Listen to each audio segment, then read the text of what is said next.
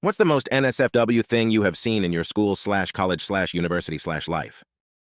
School life, at a house party when I was in grade 11, so 16 years old.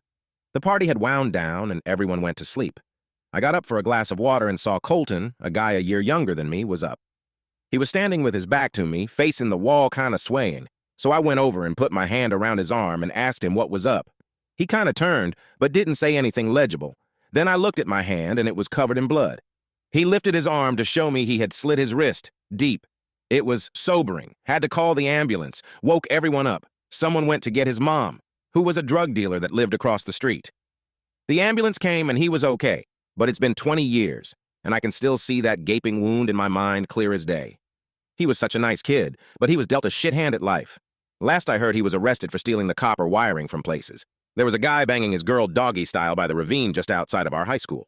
They thought they were being discreet since it was in a forest area, but from where our physics class was situated on the 3rd floor, we had a pretty good view between the trees. Some guy pointed it out, and next thing you know, the whole class, including our teacher, came to the window to see what was going on, LOL.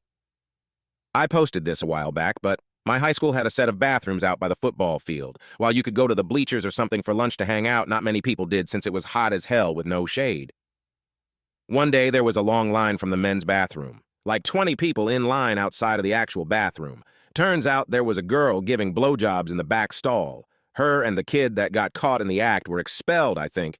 The girl allegedly had been kicked out of a few other HS in the area for sex acts. Looking back, it's actual pretty sad, and probably a sign of neglect slash abuse. I knew the kid caught and a few others in line.